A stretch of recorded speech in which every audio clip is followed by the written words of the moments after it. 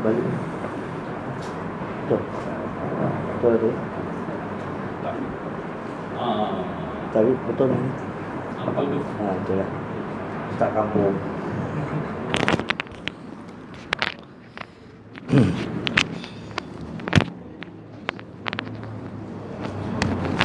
Bismillahirrahmanirrahim. Allahumma salli ala sayyidina Muhammad wa ala alihi wa sahbihi wa sallim. Assalamualaikum warahmatullahi ta'ala wabarakatuh. Waalaikumsalam. Linnabil karim alaihi salatu wassalamu ala alihi wa sahbihi al-kiram. Al-Fatihah. A'udzu billahi minasyaitonir rajim. Bismillahirrahmanirrahim. Alhamdulillah rabbil alamin. Ar-rahmanir rahim. Maliki yaumiddin. Iyyaka na'budu wa iyyaka nasta'in. Ihdinas siratal mustaqim. Siratal ladzina an'amta 'alaihim ghairil maghdubi 'alaihim waladdallin. Amin. A'udzu billahi minasyaitonir rajim. Bismillahirrahmanirrahim. Alhamdulillahi rabbil alamin. Ar-rahmanir rahim. Maliki yaumiddin. Ya Fattahu ya Alim ya Sattar ya Rahim ya Badi'as samawati wal ard ya Dzal Jalali wal Ikram ya Hayy ya Qayyum ya Rahman ya Rahim ya Karim ya Sami'un Alim ya Ghafurudz Dzunub ya Qadim al-Ihsan ya Qadim al-Ihsan ya Qadim al-Ihsan ya Qadim al-Ihsan ya Qadim al-Ihsan ya Qadim al-Ihsan ya Qadim al-Ihsan ya Qadim al-Ihsan ya Qadim al-Ihsan. Wassalatu wassalamu ala asyrafil anbiya'i wal mursalin wa ala alihi wa sahbihi ajma'in. Allahumma aftah alaina hikmataka wa anshur alaina min khazaini rahmatika ya arhamar rahimin. Allahumma faqihna fid din wa 'allimna at-ta'wil waj'alna minal 'ulama'il 'amilin. Allahumma anfa'na bima 'allamtana wa 'allimna ma yanfa'una wa zidna 'ilman warzuqna fahman. اللهم اكرمنا بنور الفهم واخرجنا من ظلمات الوهم ونور بصائرنا وصف سرائرنا. اللهم إنا نستودعك ما علمناه فردده إلينا عند حاجاتنا إليه والبسنا لباس التقوى برحمتك يا أرحم الراحمين. اللهم إنا نستودعك ما علمناه فردده إلينا عند حاجاتنا إليه والبسنا لباس التقوى برحمتك يا أرحم الراحمين. اللهم إنا نستودعك ما علمناه فردده إلينا عند حاجاتنا إليه والبسنا لباس التقوى برحمتك يا أرحم الراحمين. سبحانك لا علم لنا إلا ما علمتنا إنك أنت العليم الحكيم. اللهم افتح بيننا وبين قومنا بالحق وأنت خير الفاتحين. ربنا ظلمنا أنفسنا وإن لم تغفر لنا وترحمنا لنكونن من الخاسرين. اللهم يا مقلب القلوب ثبت قلوبنا على دينك وعلى طاعتك. ربنا لا تزغ قلوبنا بعد إذ هديتنا وهب لنا من لدنك رحمة وهيئ لنا من أمرنا رشدا. اللهم ارزقنا متابعة النبي صلى الله عليه وسلم. اللهم ارزقنا شفاعة نبيك محمد صلى الله عليه وسلم. اللهم ادخلنا الجنة مع نبيك محمد صلى الله عليه وسلم بغير حساب. اللهم أعنا على ذكرك وشكرك وحسن عبادتك. اللهم أعنا على ذكرك وشكرك وحسن عبادتك. اللهم أعنا على ذكرك وشكرك وحسن عبادتك.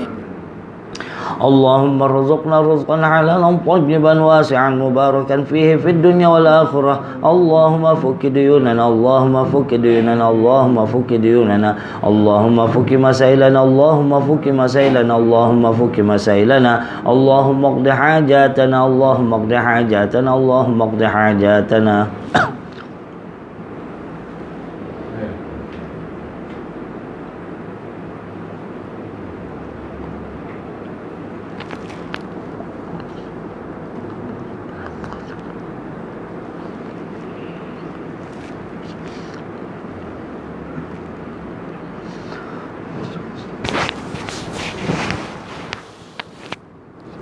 اللهم اختم لنا بحسن الخاتمة ولا تختم علينا يا الله بسوء الخاتمة. ربنا هب لنا من أزواجنا وذرياتنا قرة أعين واجعلنا للمتقين إماما. اللهم إنا نسألك العفو والعافية في الدين والدنيا والآخرة إنك على كل شيء قدير. اللهم اصرف عنا عذاب القبر وعذاب النار إن عذابهما كان غراما اللهم اجعل آخر كلامنا لا إله إلا الله محمد رسول الله اللهم اجعل آخر كلامنا لا إله إلا الله محمد رسول الله اللهم اجعل آخر كلامنا لا إله إلا الله محمد رسول الله ربنا آتنا في الدنيا حسنة وفي الآخرة حسنة وقنا عذاب النار وصلى الله على سيدنا محمد وعلى آله وصحبه وسلم الحمد لله رب العالمين تقبل الله منكم بسم الله الرحمن الرحيم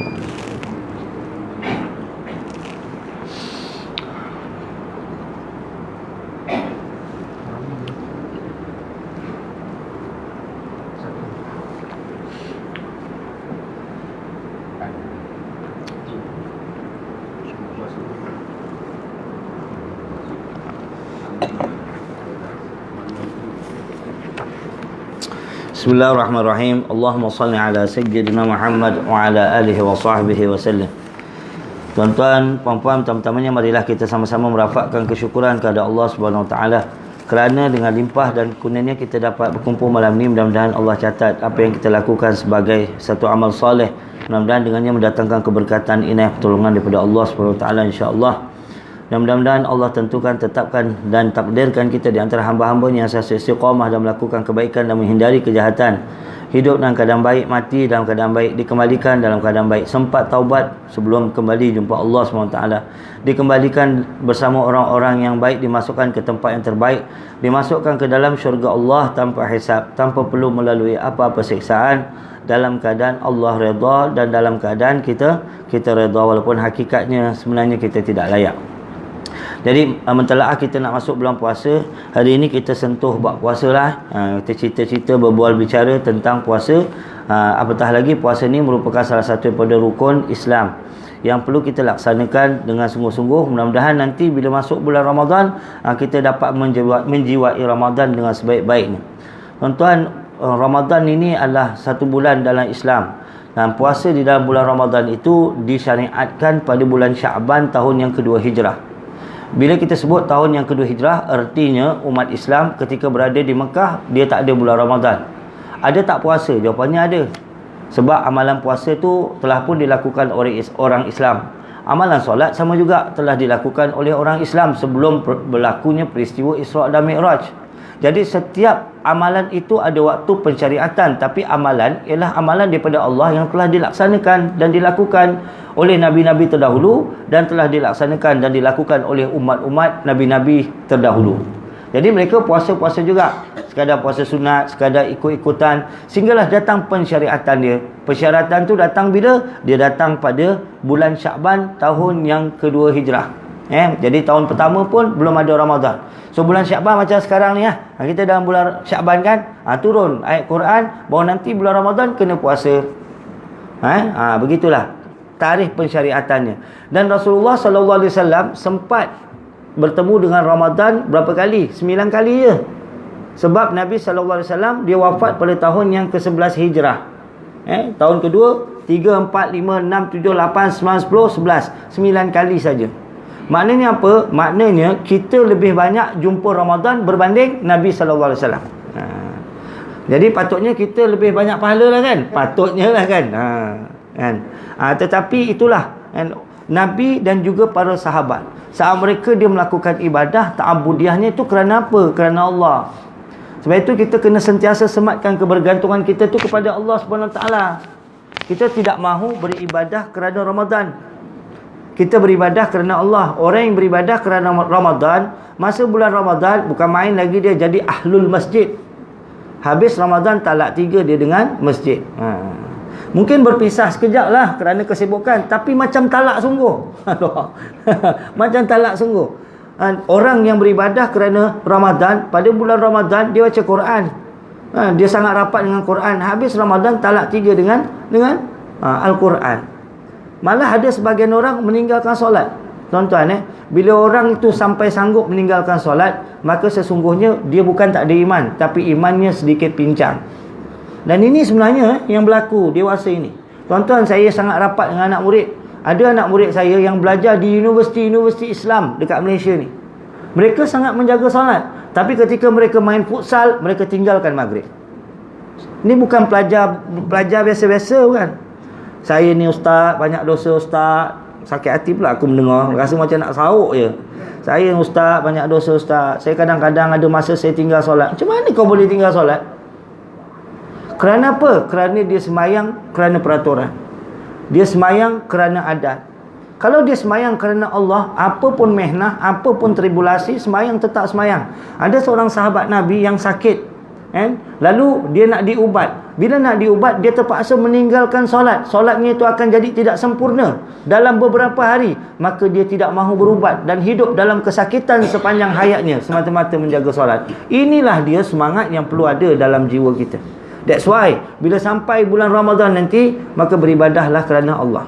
Jadi kita doalah, kita nak beribadah pada Allah, senang aja kita doa. Ya Allah, Tuhan aku, pimpinlah aku untuk aku beribadah kerana Engkau, bukan kerana yang lain. Kita doa kali pertama, kita mula-mula doa mungkin tak makbul, tapi kita istiqamah doa kan.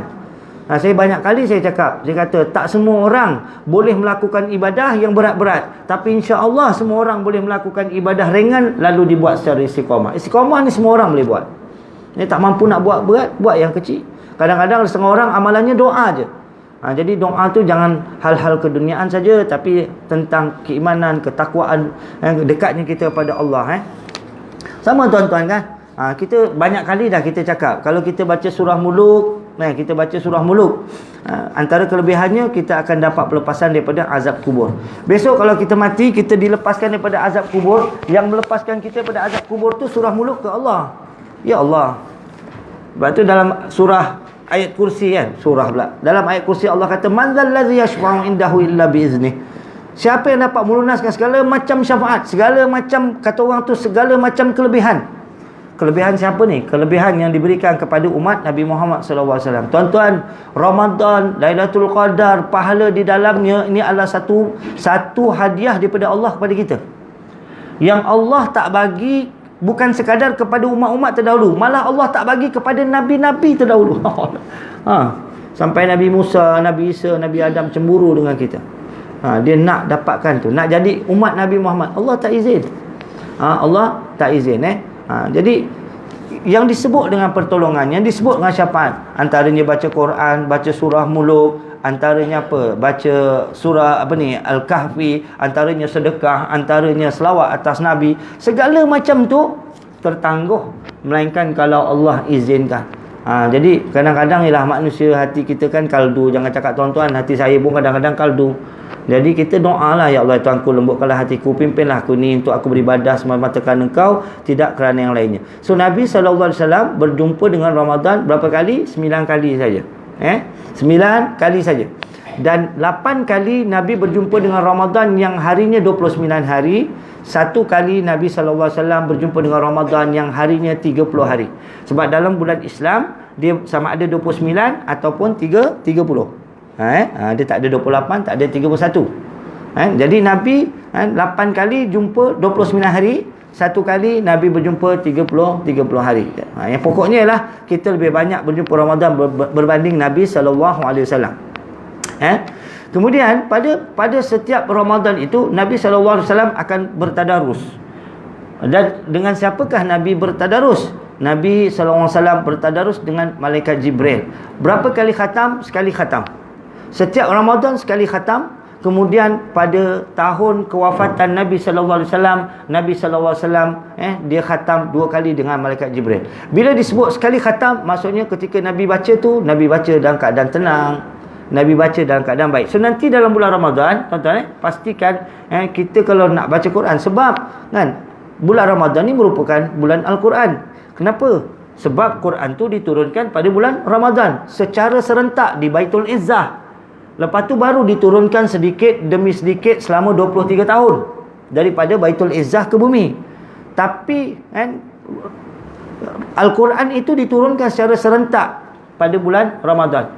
Maka bulan itu menjadi bulan yang paling mulia. Dan Al-Quran itu diturunkan pada malam Lailatul Qadar. Maka malam itu jadi malam yang paling mulia. Dan Al-Quran itu diturunkan kepada Nabi Muhammad. Maka dia pun jadi dia jadi Nabi yang paling mulia. Barang siapa yang menjadikan dirinya sebagai Ahlul Quran, dalam hadis sahih, dalam hadis sahih disebut bagi Allah ni ada dua ahli, lebih kurang maksud. Bagi Allah ni ada dua ahli, maknanya dia VIP lah. Dia ada macam kita panggil, kita club punya personality lah. Dua ahli kata Allah. Satu waliullah, satu lagi ialah ahli Al-Quran. Jadi ahli Al-Quran disamatarakan dalam hadis tu sebagai waliullah. Kan? Bila kita sebut wali, yang kita terbayang karamah dia kan. Boleh terbang lah, boleh hilang-hilang. Itu yang dipikirkan. Dia fikir yang itu. Wali-wali tu kan. Wali-wali tu saat Allah nak bagi dia karamah, dia tak nak, dia rasa malu. Yang sebahagian orang dia beramal, mudah-mudahan boleh hilang. Jadi pandai betul lah syaitan ni nipu kita. Kan kita dah cakap syaitan ni sebelum diutus kepada manusia, dia hantar ke University of Shaitan.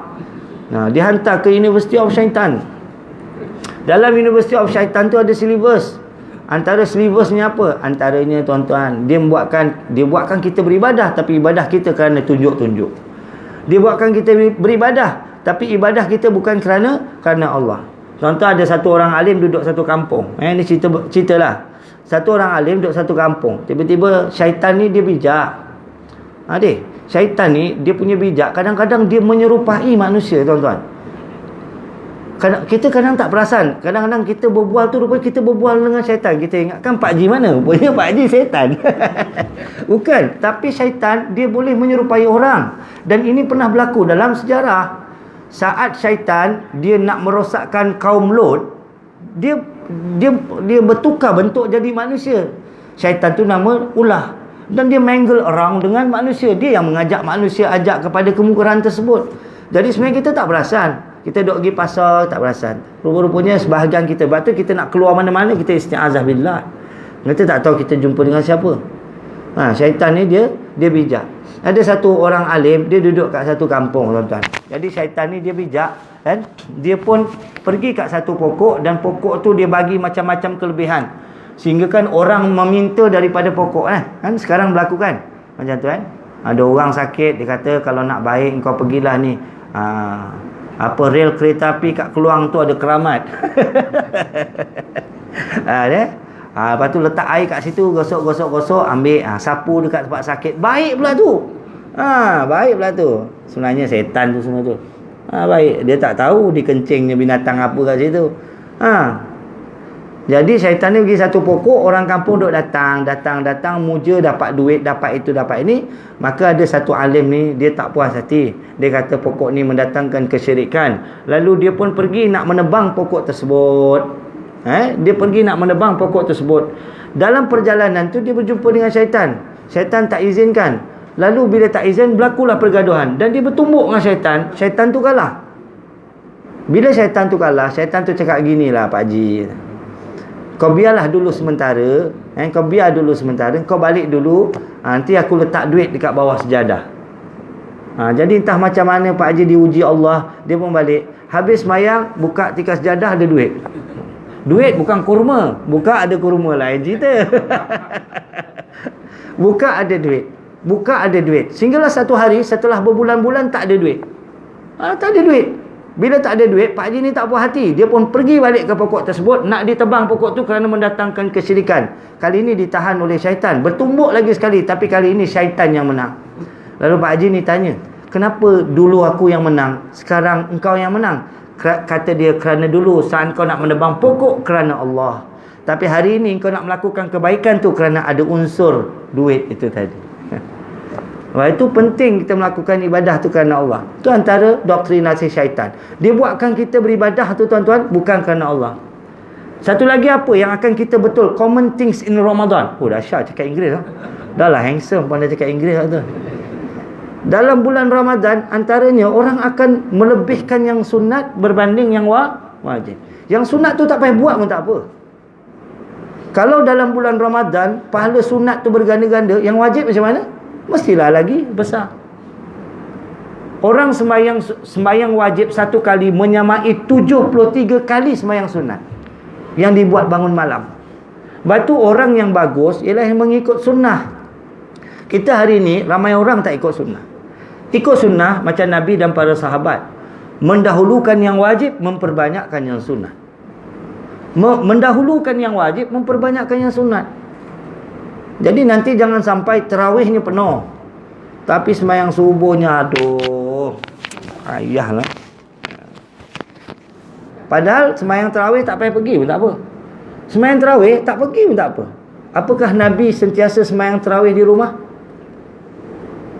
Tuan-tuan, kalau betul kita nak ikut sunnah Nabi, Nabi lepas sembahyang isyak, dia tak sembahyang tarawih, dia balik dulu. Kan, rehat-rehat pukul 10 baru dia pergi sembahyang tarawih. Macam yang dibuat dekat mana? Kat Mekah. Cuba kita buat macam tu. Lepas sembahyang isyak, kita balik dulu tengok TV, badminton ke, tengok apa kan. Pukul 10 lebih kita datang surau. Confirm tak datang. Jangan cakap tuan-tuan, saya pun tak datang. Jadi sebab itu pada zaman Sayyidina Omar buat macam tu supaya orang datang. Dia tidak menyalahi sunnah. Tak menyalahi sunnah, tapi nak cerita bahawa Nabi tak pernah ajak pun orang sembahyang tarawih berjemaah. Orang cuma nampak Nabi setelah pulang pada bulan Ramadan, kemudian Nabi pergi semula ke Masjid Nabawi. Jadi orang ikut dan sembahyang dengan Nabi secara berjemaah. Hari pertama ikut, hari kedua ikut, hari ketiga ikut, hari keempat orang tunggu sampai ke subuh Nabi tak datang. Jadi ditanya orang, kenapa semalam tak datang? Kami tunggu sampai subuh. Kerana Nabi kata, kalau aku datang juga, aku khawatir engkau menganggap perkara ini satu benda yang wajib. Yang lebih wajib tu sembahyang fardu. Jadi marilah kita siapa yang culas-culas sembahyang fardunya, siapa yang culas-culas sembahyang fardunya secara berjemaah, bagi orang yang sihat, orang yang sakit tu lain cerita. Mari kita tanam azam, bermula Ramadan ini kita sembahyang 5 waktu cukup di surau secara berjemaah. Azam dulu, belum tentu jadi kan, belum tentu jadi, tapi niatlah dulu. Sebab bila kita mula berniat, di situ ada dia bermulalah langkah satu, insya-Allah lah ada pertolongan Allah Subhanahu Wa Taala. Jadi Nabi sallallahu alaihi wasallam, tuan-tuan, kita nak sebut tadi dalam bulan Ramadan dia bertadarus dengan malaikat Jibril. Maksud tadarus itu ialah saling memperbaiki bacaan, bukan saling memperdengarkan bacaan. Itu salah tu. Jadi bila saling memperbaiki bacaan, bila kita buat kumpulan-kumpulan tadarus, pastikan dalam kumpulan itu ada seorang yang lebih alim berbanding yang lain, bagi dia boleh memperbetulkan bacaan. Para imam, para bilal, anak-anak tahfiz, budak-budak kecil pun tak ada masalah. Saya dekat Mesir dulu, saya ngaji dengan budak-budak je. Hebat-hebat. Guru-guru saya banyak yang jauh lebih muda daripada saya, tapi ilmunya lebih tinggi lah kan. Yang hafiz Quran, hafiz hadis, dia memperbetulkan bahasa Arab, no problem. Tapi pokoknya gitu. Nanti bulan Ramadan ada 2 benda yang kita kena buat. Satu, baca Quran secara bertadarus. Satu lagi, baca Quran sendirian. Bertadarus maksudnya saling memperbaiki bacaan. Jadi kalau tuan-tuan, kalau kita baca Quran, lepas tu masing-masing dengar daripada awal sampai habis, hari pertama sampai hari terakhir, hebat tu. Makna semua tu kori-kori semua. Tak ada salah langsung. Jadi kita betulkan. Dan bila ada orang memperbaiki kita, maka kita janganlah kecil hati. Orang Malaysia tu payah, orang Malaysia. Ustaz, nanti bulan Ramadan, kalau saya salah baca tolong tegur. Saya kata, betul ke ni? Betul Ustaz. Tak kecil hati? Tak. Takut kecil hati? Tak adalah Ustaz, kita macam nak beranak sama-sama makan kurma. Contoh. Dia kata, betul tak kecil hati? Betul. Hari pertama tadarus, ditegur terus tak datang. Nampak batang hidung nanti lepas raya haji. Itu masalah kita. Sebab itu tuan-tuan, kalau kita buka dalam buku Penawar Hati, Allah bagi kita 7 anggota. Dan 7 anggota ni, dia boleh menjadi sebab kita dekat Allah, jauh daripada Allah. Boleh menjadi sebab kita masuk dalam syurga, boleh jadi sebab orang lain masuk dalam neraka. Kita syurga lah, orang lain masuk neraka. Kan? Antaranya telinga. Maka dinasihatkan, dalam kitab tu dinasihatkan. Dia kata apa? Maka gunakanlah telinga untuk perkara-perkara yang elok. Seperti apa? Seperti mendengar ceramah, seperti apa? Mendengar Al-Quran, seperti mendengar kalimah-kalimah yang baik. Kemudian diterangkan pula bahawa sesungguhnya di telinga ini ada satu jihad yang besar. Apa jihadnya? Kalau dia mendengar Al-Quran, telinga ini mudah menerima. Kalau mendengar ceramah, telinga ini mudah menerima. Tetapi bila mendengar nasihat orang, telinga payah mendengar. Betul kan? Betul kan? Jadi kata ulama, telinga ni jihadnya ketika mendengar nasihat orang. Saat orang menasihatkan kita, saat orang menegur kita, saat orang memperbetulkan kita, pada waktu itulah kalau kita terima, kita telah melakukan jihad yang besar. Lagilah kalau yang menegur kita tu, oh tukang kebun je. Kita pengetua sekolah menengah, DG 54, gaji 12,000. Dia gaji 1,500 pun tak sampai. Tiba-tiba dia tegur kita. Oh, kan. Manusia begitulah sifat dia. Okey, apa yang ada dalam hati simpan. Selagi tak keluar dia tak jadi hukum. Jadi mestilah mengikut Nabi SAW. Yang gitu keadaannya. Kemudian tuan-tuan, tadi kita dah cakap bahawa kita kena memperbanyakkan, kita kena mendahulukan yang wajib, kemudian memperbanyakkan yang sunat. Maka jangan lupa tuan-tuan, dalam bulan Ramadan ni, dia ada satu hadis yang menerangkan bagaimana Allah melepaskan sebahagian besar manusia. Dia kata ratusan ribu pada setiap kali berbuka puasa itu, manusia-manusia Islam dilepaskan daripada api neraka. Maksud apa dilepaskan? Maksud ni orang ni kalau dikira-kira, orang ni dikalkulationkan, dia masuk neraka. Tapi tak sempat masuk neraka, mendapat kelebihan, dilepaskan Allah daripada neraka. Sebab itu kita tengok kita tengok. Nanti dalam bulan Ramadan banyak ustaz akan sebut pasal bulan Ramadan ni terbagi kepada 3 bahagian. Yang pertama rahmah, yang kedua maghfirah, yang ketiga itqun minan nar. Ini datang pada hadis ya. Apa maksud 10 malam yang pertama itu rahmah? Bila datangnya bulan Ramadan, siapa pun kau, macam mana pun dosa kau, siapa pun dia, macam mana pun dosa dia, dia mendapat rahmat Allah. Boleh faham? Dia berdosa macam mana pun, kalau dia menerima Ramadan itu, rahmat dah ada dah dalam hati dia. Rahmat dah ada dalam kehidupannya. Orang yang memiliki rahmat, saat dia memohon ampun, ampunannya itu mudah diterima. Sebab itu setelah mendapat rahmat pada 10 malam yang pertama, 10 malam yang kedua, dia dapat maghfirah. Tapi nak dapat maghfirah, kena mohon maghfirah. Sebab keampunan ni bukan datang daripada mana-mana kan? Dia datang daripada siapa? Datang daripada Allah. Bila datang daripada Allah, kena minta ke kena duduk diam? Jawapannya kena minta. Kenapa kena minta? Kerana dia syarat, tuan-tuan. Syarat untuk seseorang itu dibebaskan daripada neraka. Maksudnya, kalau Allah membebaskan siapa-siapa daripada neraka, adakah orang itu tidak berdosa? Jawapannya orang itu tetap berdosa dan banyak dosa. Tapi diampunkan dosanya, barulah dia boleh masuk dalam syurga. Itu syarat. Ini syarat yang Allah tetapkan. Tengok Nabi Adam AS. Nabi Adam, dia melakukan kesilapan makan buah khuldi, bertahun dia taubat dengan Allah. Allah tak terima. Satu hari dia kata, Allah, dengan berkat kasih-Mu Muhammad, ampunkanlah dosaku. Allah Maha mengetahui. Saja dia tanya, macam mana kau tahu? Dia kata, kerana aku melihat di tiang-tiang dalam syurga itu ada tertera nama engkau disertakan dengan nama Muhammad, la ilaha illallah Muhammadur Rasulullah. Mestilah dia manusia yang istimewa. Maka Allah bagi tak ampunan? Allah bagi ampunan. Tapi ada tak syaratnya? Ada syaratnya. Apa syaratnya? Kau baca doa ni. Rabbana zalamna anfusana wa illam taghfir lana wa tarhamna lanakunanna minal khasirin. Diajar Allah cara doa tu. Dibagi ampun. Syaratnya gitu. Boleh tak Nabi Adam dia berdoa dalam bahasa Perancis contohnya? Contoh. Boleh atau tak? Jawapannya boleh. Maksudnya sama tak? Maksudnya sama. Tapi kenapa dia ajar Allah? Sebab ada syarat. Sebab itu kita nak dapat itqun minan nar, maka kenalah mohon ampun daripada Allah SWT. Ini yang sunat-sunat yang kita boleh buat. Antara bacaan yang sangat digalakkan tu, asyhadu an la ilaha illallah, astaghfirullah, nas'alukal jannah wa na'udzubika minan nar. Aku bersaksi tiada Tuhan yang disembah melainkan Allah. Aku mohon keampunan daripada Allah. Nas'alukal jannah, kami bermohon syurga-Mu ya Allah. Wa na'udzubika minan nar, dan kami berlindung daripada neraka-Mu. Dan biasanya kita baca zikir ini bila kita baca zikir ni ketika malam kan, lepas tarawih. Tapi sebenarnya zikir ni boleh dibaca sepanjang Ramadan, daripada pagi sampai ke malam. Ikut dan kita, tak ada masalah. Atas motor boleh, tengah buat kuih semprit pun boleh, tengah buat kuih bahulu pun boleh, no problem. Boleh baca, tapi dengan keikhlasan. Nak baca zikir lain pun boleh.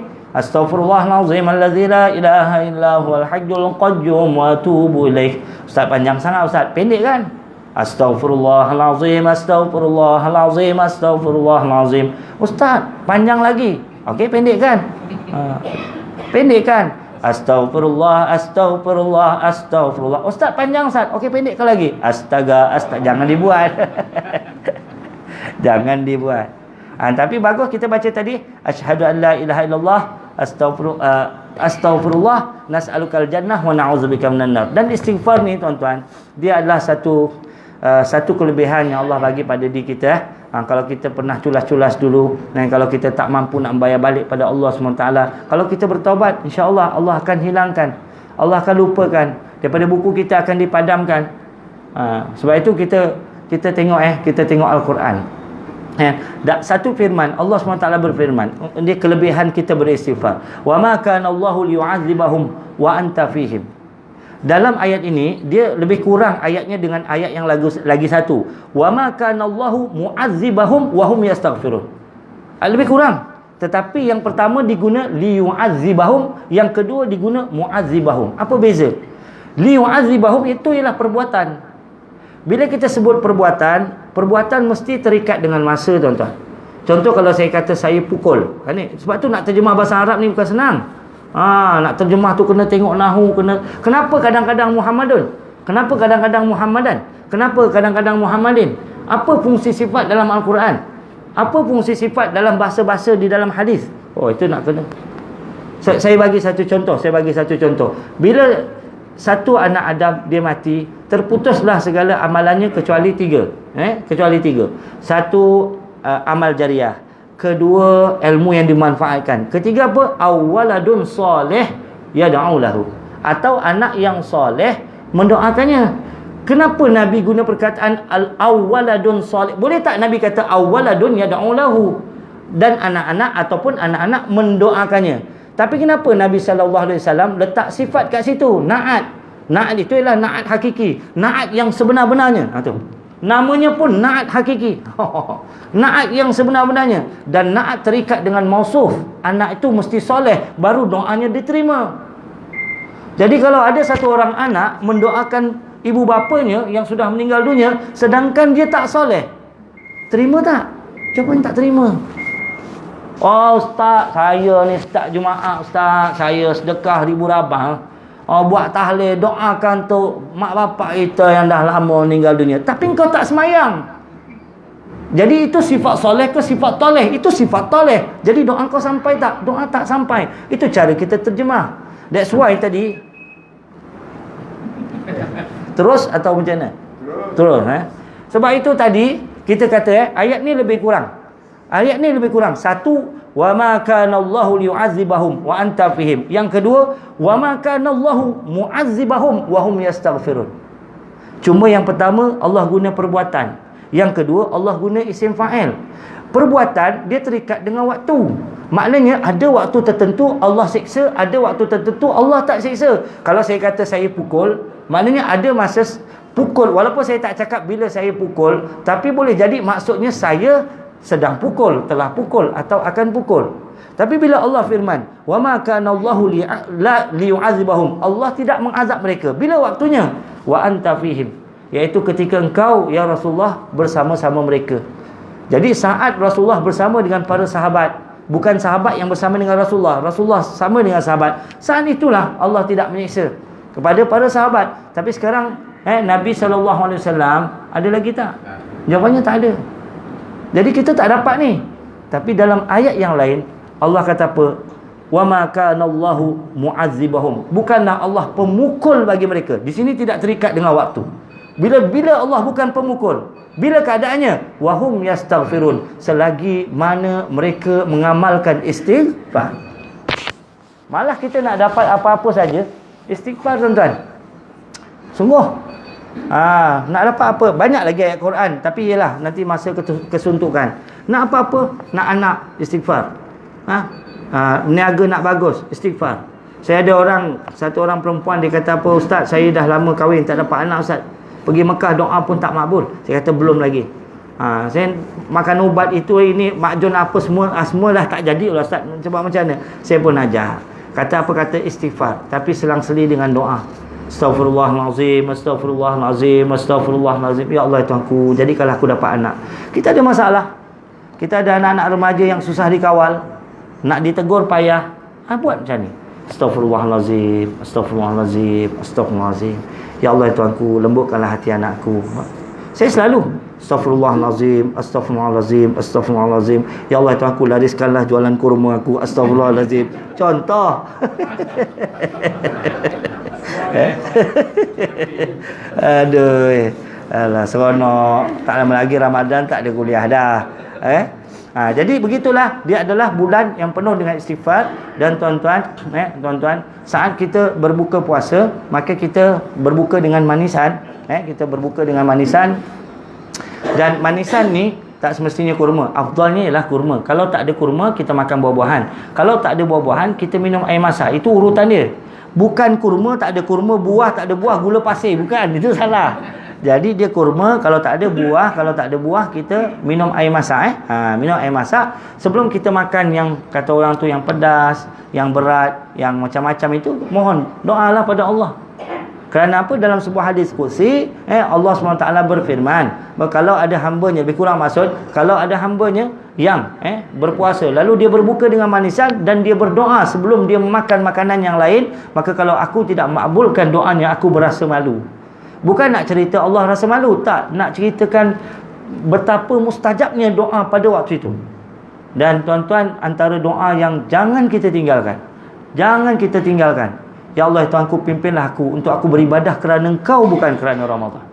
Sebab ramai sangat. Orang kat luar pun tertipu, orang dalam masjid pun tertipu. Ramai yang orang beribadah kerana Ramadan, bukan kerana Allah SWT. Kita tak nak jadi orang macam tu. Kita doa, ya Allah Tuhanku, pimpin aku ni untuk beribadah kerana Engkau, bukan kerana Ramadan. Ya Allah Tuhanku, jadikanlah apa jua amalan yang aku lakukan sekarang istiqamah aku dapat melaksanakan sampai ke saat kematian aku. Berikanlah aku kesihatan ya Allah, sehingga kan aku boleh beribadah sampai ke penghujung hayat aku. Ya Allah Tuhanku, golongkanlah aku ni yang paling penting. Ya Allah Tuhanku, golongkanlah aku di antara hamba-hamba Engkau yang terpilih untuk dilepaskan daripada api neraka. Sebab memang ada hadis, setiap kali waktu berbuka puasa tu, memang Allah akan lepaskan. Dicatat beberapa nama Dicatat beberapa nama untuk dilepaskan daripada api neraka. Mudah-mudahan kita tergolong lah. Mudah-mudahan kita tergolong. Dan kalau boleh kita tergolong, bukan dilepaskan lagi, masuk terus dalam syurga. Masuk dalam syurga. Kemudian selain daripada masuk dalam syurga, kita bukan sekadar masuk tanpa dihisap lah, maksud saya. Itu lagi bagus. Nak masuk tanpa dihisap ni senang je tuan-tuan. Ada satu amalan yang kita boleh buat dan kita boleh mulakan bulan Ramadan. Ya, Ramadan bukan bulan pesta ibadah, tapi Ramadan merupakan bulan bermulanya pesta ibadah. Boleh faham tak? Ramadan bukan bulan pesta ibadah. Selalu orang anggap Ramadan lah pesta ibadah. Habis Ramadan, pesta ibadah habis. Itu pengol. Bukan macam tu. Tapi Ramadan merupakan bulan bermulanya pesta Ramadan. Pesta Ramadan ada kelalen. Bermulanya pesta ibadah. Makna habis Ramadan pun kita akan terus beribadah. Antara amalan tuan-tuan yang bagus kita lakukan, kita berselawat atas Nabi. Selawat atas Nabi. Nak selawat panjang, selawat pendek, terpulang lah tuan-tuan. Janji selawat atas Nabi Allahumma, tapi bila selawat atas Nabi, kena sebut ali Nabi tu. Allahumma salli ala Muhammad wa ala ali Muhammad tu kena sebut. Selawat. Kita beribadah ni belum tentu Allah terima. Kita baca Quran belum tentu Allah terima. Kadang-kadang Allah terima kerana amalan-amalan kita yang rosak. Kita suka mengata, suka itu nak apa semua kan. Habis dah amalan kita. Tapi ada satu amalan yang kalau kita buat main-main pun Allah terima. Yang kita buat tanpa khusyuk pun Allah terima. Iaitu selawat atas Nabi. Kata Nabi SAW, Man salla alayya alfan. Man salla alayya alfan fi kulla yaumin. Barang siapa yang berselawat ke atas aku 1000 kali fi kulla yaumin. Nabi dah sebut fi kulla yaumin. Saya nak terjemahkan di sudut nahwu nanti panjang. Fi kulla yaumin kalau diterjemahkan pada setiap hari, mana tak boleh skip. Tak boleh skip. Kalau skip besok kena ganti. Kalau hari ni terlupa, besok 1000 jadi 2000. Kata Nabi, Man salla alayya alfan fi kulla yaumin zahamat. Zahamat. Saya kalau baca hadis ni memang saya seronok. Zahamat katifuhu katifi ala babil jannah. Dia kata apa? Akan berhempit-hempit bahuku dan bahunya ketika masuk dalam pintu syurga. Agak-agak syurga mana masuk? Mestilah Jannatul Firdaus. Sebab Nabi masuk dalam Jannatul Firdaus. Kita kalau minta syurga, jangan minta syurga paling bawah. Ustaz, saya tak dapat syurga Firdaus pun tak apa Ustaz. Saya dapat syurga paling bawah pun okey. Tak nak aku. Tak nak. Sebab syurga paling bawah adalah syurga tempat mantannya ahli neraka. Orang yang beriman, orang Islam, bila dia melakukan maksiat, bila dia melakukan dosa, tuan-tuan, dia melakukan dosa, dibakar dulu dalam neraka, kan? Kemudian dah settle, masuk dalam syurga. Takkan masuk dalam syurga yang pertama, mestilah syurga paling bawah. Sebab itu ada hadis kan, Nabi kata apa? Kalau engkau bermohon, berminta pada Allah tentang syurga, mintalah Jannatul Firdaus.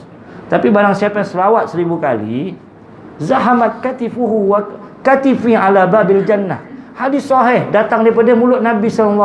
Oh, inilah kelebihan yang dicemburui oleh bukan sekadar umat-umat Nabi terdahulu, malah Nabi-Nabi terdahulu cemburu. Pasal tak diberi, Nabi dulu pun tak dapat. Jadi kita pun sibuk. Dah tua-tua pun main Candy Crush.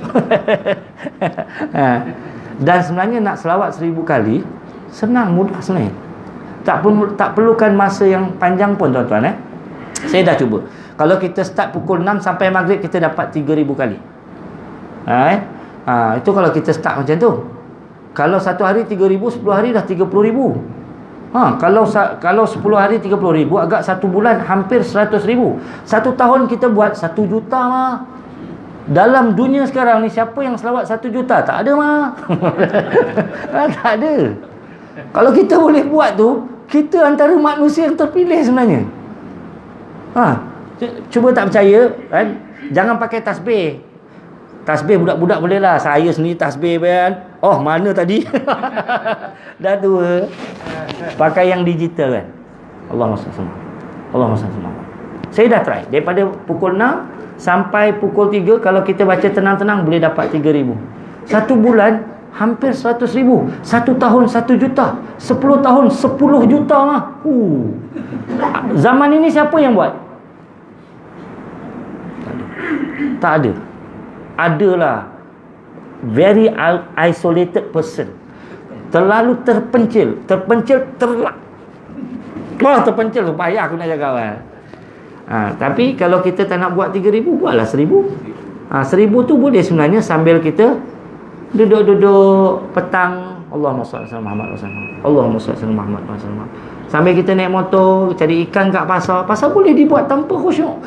Tapi ada tu cubalah buat. Kita mulakan dalam bulan Ramadan supaya nanti kita sama-sama berlaga bahu kita dengan bahu Nabi sallallahu alaihi wasallam masuk ke dalam syurga insya-Allah. Sikit lagi boleh, tuan-tuan? Boleh okey. Jadi tuan-tuan, jangan gitu. Malam ni saya ada syuting artis. Jadi kita lihat sedikit sebanyak tentang hukum, tapi tak banyaklah kita lihat. Yang pertama sekali ialah tentang rukun puasa. Rukun puasa itu ada 2, iaitu berniat. Yang kedua adalah meninggalkan perkara-perkara yang boleh membatalkan puasa. Bila kita sebut tentang niat, dalam mazhab Syafi'i, niat itu mestilah yubayyit, maksudnya dibuat pada setiap malam. Cuma dekat Malaysia ni kita pakai pandangan Imam Malik, dan kita tak perlu risau pasal Imam Malik itu sendiri adalah guru kepada Imam Syafi'i. Malah Imam Syafi'i pernah dalam sebuah kata-kata ni kata, aku belajar adab dengan Imam Malik. Imam Malik ni pakar hadis, dan Imam Malik ni dia memang sangat berakhlak, sampaikan bila dia sampai Mekah dia tak nak pakai selipar. Bila dia tanya kenapa tak nak pakai selipar, sebab dia kata aku tidak mahu melebihi Nabi sallallahu alaihi wasallam. Nabi kat sini pakai selipar, aku nak lebih rendah daripada Nabi. Imam Malik tu saat dia pergi ke Mekah, dia tak nak naik kenderaan walaupun dia orang yang senang dan ada kemampuan. Dia jalan kaki. Kenapa? Dia kata aku tidak mahu melebihi Nabi. Dia macam tu, dia punya jiwa tu tak boleh kacau. Dia dah tahap gitu. Tak boleh kacau. Kita tak boleh ikut. Kita bukan dia tu kadang-kadang payah ada setengah orang. Hantar keluar-keluar ni macam mana? Isteri hantar okey kita kena lawan. Itu Saidina Ali keluar, Fatimah Zahra tak marah pun. Itu Saidina Ali, kau bukan Saidina Ali. Payah kadang. Jadi kita menggunakan pandangan Imam Malik, boleh berniat pada kadar sebulan. Tapi lebih baiklah kalau boleh kita niat setiap malam, kerana niat itu dia mendatangkan pahala. Bagi orang yang terlupa niat, maka besoknya tuan-tuan, besoknya puasanya tidak sah. Boleh faham tak? Bagi orang yang tertinggal niat, puasanya tidak sah. Dan oleh kerana tertinggal niat, bukan termasuk perkara-perkara yang diharuskan membatalkan puasa, maka orang tersebut wajib imsak. Maksud imsak, dia tak boleh makan, tak boleh minum. Kalau orang itu dia batal puasa kerana sebab-sebab yang diharuskan batal puasa. Contoh, datang haid tiba-tiba. Contoh macam tu. Ataupun contoh, dia bermusafir. Ataupun dia kerja berat. Maka orang-orang macam ni, yang ada sebab-sebab yang mengharuskan dia batal puasa, dia boleh makan minum ikut suka hati dia. Tak ada masalah. Dipahami ya? Ni yang faham ke tidak ni?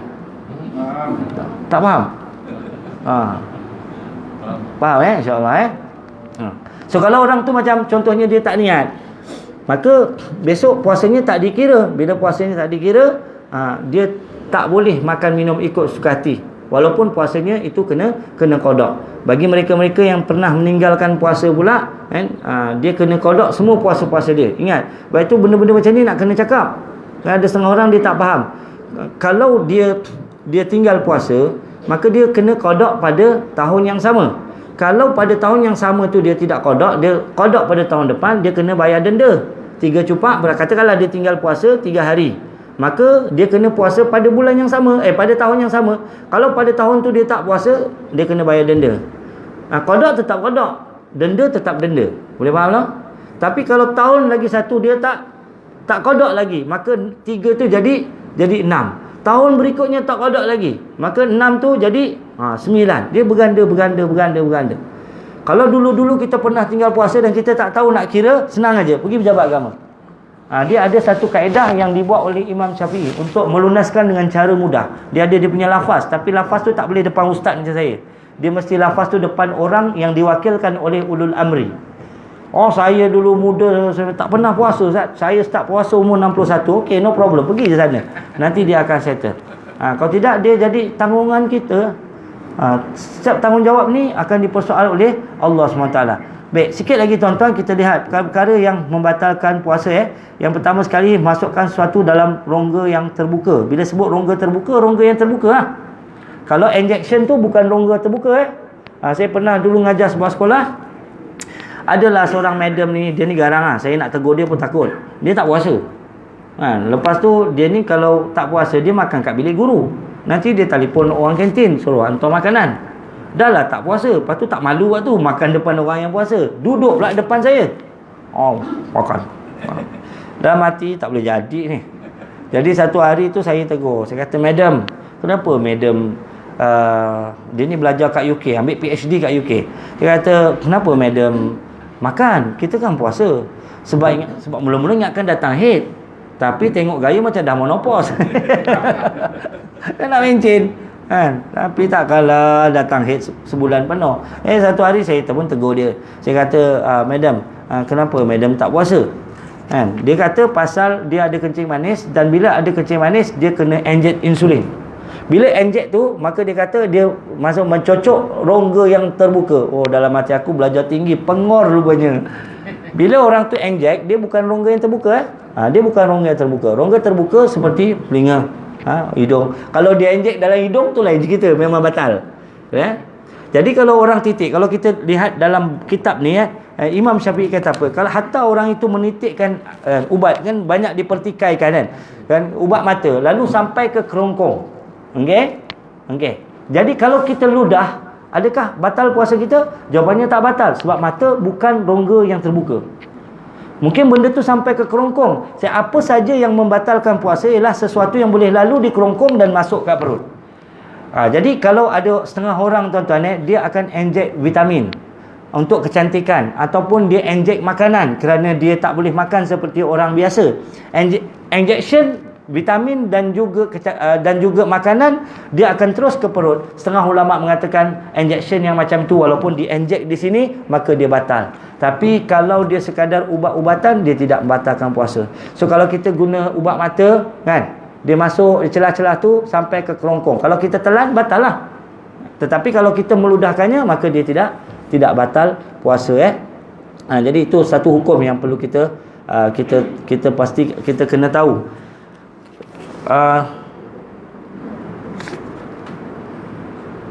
Okey, baik. Jadi kat sini disebut suntikan, suntikan pada urat tidak membatalkan puasa kerana urat adalah liang tidak terbuka, dan begitulah seterusnya. Semua ini disyaratkan dilakukan dengan sengaja. Sekiranya perkara ini berlaku dalam keadaan lupa, maka ia tidak merosakkan puasanya. Hukum ini dikiaskan dengan makan dan minum. Sama juga macam orang makan dan minum. Bila orang tu dia tak sengaja makan, tak sengaja minum, batal tak? Dah makan satu dulang, minum satu jam, Allah puasa punya. Tak ada batal. Jadi kalau ada sesuatu yang dekat tekak, kalau dia keluar, tuan-tuan, dia keluar dekat lidah, maka kita telan balik, batal. Tapi kalau dia dekat tekak, daripada sahur tadi ada kita telan, tak ada masalah. The same thing kahak. Kalau kahak begitu juga. Kalau kahak ni dia keluar dekat lidah, kita telan balik, maka batal. Tapi kalau dia masih di sini, tak ada masalah, telan. Okey. Kalau air liur, tidak ada masalah.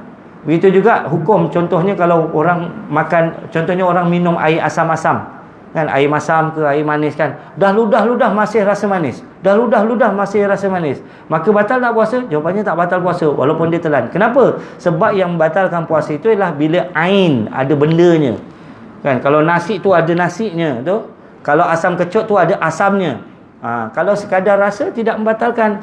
Kadang-kadang kita macam tu, kita semayang, nanti kita buka puasa air katira lah, air asam kecut masa kita semayang maghrib pun masih rasa masam-masam.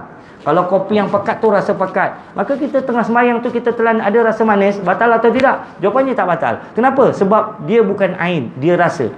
Boleh faham tak? Tu, ni banyak ni kita sentuh yang perkara yang bersangkutan dengan kita. Sekiranya dia menelan air liurnya, puasa tidak batal kerana susah untuk menghalangnya. Sekiranya dia menelan air liur yang bernajis seperti gusinya luka, lalu mulutnya tidak dibersihkan, sekalipun air liurnya berwarna putih, maka batal. Kita rasa darah tu. Jadi bila kita rasa darah tu macam mana? Syaratnya kita kumur-kumur buang. Gitu. Kalau memang dia dah keluar kumur-kumur dah sampai 10 kali kumur-kumur buang, maka kalau kita biarkan, tidak membatalkan puasa, tidak membatalkan sembahyang. Tapi kalau kita memang ada, kita tidak bersihkan, maka dia batal. Sekiranya dia berkumur atau memasukkan air ke dalam hidung, lalu ia termasuk ke dalam al-jawfah, puasanya tidak batal jika tidak melampaui dalam masukkan air sewaktu mengambil wuduk. Sekiranya air itu masuk ke dalam al-jawf kerana dia melampau sewaktu masukkan air, maka puasanya batal kerana ia adalah perbuatan dalam sewaktu puasa. Nanti masa puasa, tuan-tuan, bila kita berwuduk kita masukkan air dalam hidung. Kalau kita masukkan air dalam hidung, jangan berlebihan. Jadi masukkan air dalam hidung ketika berwuduk tidak membatalkan puasa, sebab dia termasuk dalam perkara-perkara makfu. Tetapi jangan masuk berlebihan, masuk sedikit. Kalau kita sedut dan tertelan tak sengaja, maka tidak ada masalah. Tapi kalau kita berlebihan, dan berlebihan tu membuatkan air tu masuk dengan sengaja, maka dia jadi masalah. Okey. Sikit lagi, sekiranya terdapat sisa, yakni kesan makanan di celah-celah giginya, lalu ia digerakkan oleh air liurnya tanpa sengaja lalu masuk ke dalam perutnya, maka puasanya tidak batal. Ini sekiranya dia tidak mampu untuk membezakannya dengan air liur, kerana perkara itu ialah perkara yang dimaafkan dan bukan disalahkan dengan sengaja. Tapi kalau ada, contohnya sebutir nasi tengah semayang tu keluar, tahanlah dulu, jangan ditelan. Nak ludah boleh, dalam semayang sebenarnya boleh ludah. Tapi janganlah ludah dalam masjid. Kalau biasanya ni antara tujuan ni. Ini antara tujuan. Kenapa Rasulullah suruh pakai ridak? Antaranya dalam hadis, kalau nampak orang tertanggal pakaiannya, ambil ridak, tutup pakaian. Antaranya bila kita tengah solat, kita boleh ludah, tak ada masalah. Okey. Satu perkara sebelum saya tamat yang perlu saya tegur, tuan-tuan. Sebenarnya banyak lagi lah, tapi tak sempat. Nanti kita sambunglah dalam kuliah subuh, insya-Allah. Tuan-tuan, antara benda yang selalu orang lupakan ialah apa saja yang datang daripada perut, hukumnya najis. Antaranya ialah air liur basi. Kalau orang dia tidur pada siang Ramadan, biasa orang Arab minta senonoh ni. Dia yang dekat sana, dia kalau bulan Ramadan nanti dia tidur tau daripada pagi sampai asar tu. Dia bangun dekat-dekat nak buka tu, ngelat. Kebetulan Ramadan berlaku bulan panas. Jadi kalau dekat tanah Arab bulan panas memang panas sungguh. Jadi orang kerja pun tak boleh. Jadi dia kerjanya waktu malam. Nanti kita tengok bulan Ramadan memang malam tu heboh. Orang menukang lah apa. Namanya pun Ramat. Ramat bermaksud sangat panas. Sangat panas. Jadi biasanya kalau kita tidur berpanjangan, keluar air liur basi. Air liur basi itu jangan ditelan. Kenapa? Kerana air liur basi datang daripada perut, dan apa sahaja yang datang daripada perut dia keluar, masukkan balik. Satu, hukumnya najis. Kedua, dia membatalkan puasa. Jadi ingat itulah, mana tahu kita tertidur dan sebagainya. Saya rasa cukup sekadar itu. Ada soalan? Kalau nak balik cepat tak payah soal. Ada pula. Okey, baik. Macam mana? Muntah, kalau muntah dengan sengaja batal. Kalau muntah tak sengaja tak batal lah. Muntah dengan sengaja termasuklah begini. Dia tahu dia tak boleh naik bas. Naik bas masih muntah. Dia naik juga bas. Batal lah. Ya, silakan tuan. Kalau pemeriksaan kerongkong masukkan alat, adakah batal? Kerongkong, okey, dari Skop. Masuk hidung ke atau okey. ke Kalau swab batal. Nah, kalau swab batal lah. Sebab dia dah masuk sehingga jaufah kan. Jaufah tu maksudnya dia masuk, walaupun contoh kita masuk air kan, kita masuk air, walaupun kita masuk sikit, tapi nanti dia ngalir ke jaufah, dia ngalir ke sini. At the end of the day dia ngalir sini. Itu maksud dia. Lalu ke perut. Benda tu sama juga kalau dia masuk sampai. Soalan lagi? Yalah. Swab. Batal. Masuk ke dalam rongga terbuka. Sebab dia jelas dia rongga terbuka.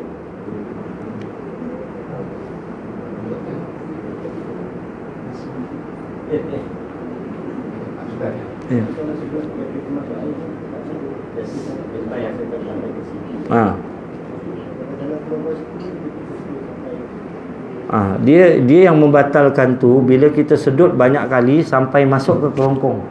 Kalau sekadar rasa macam kita kan, kalau berenang rasa macam tu kan, maka dia tak batal. Kalau sama juga, kalau kita masukkan air dan dia termasuk tanpa sengaja, maka dia tak batal. Yang dimasukkan sengaja ni patutnya diajar. Dan bulan Ramadan tu masukkan air sikit je, sekadar buat syarat. Tapi dia ambil masa belum Ramadan satu tapak tangan, masa Ramadan dua tapak tangan. Contohlah macam tu. Ada soalan lagi? Kalau masuk tanpa sengaja dia tak batal. Kalau dimasukkan secara sengaja batal lah.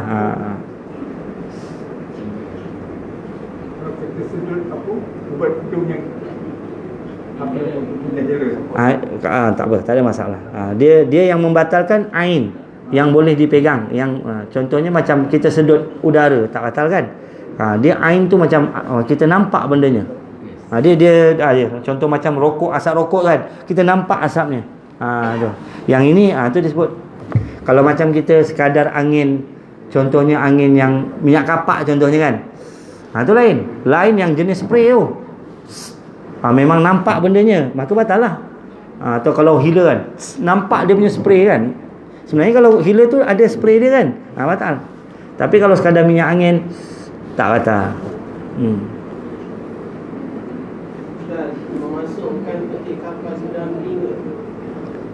Kalau dia masuk sekadar kawasan ni, kawasan cuping, tak ada masalah. Tapi kalau dia dah masuk dalam lubang, batal.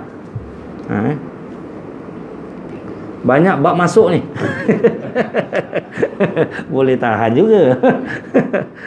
Okey, cukuplah Okey, jadi kita akhiri dengan tasbih kifarah dan surah Al-Asr.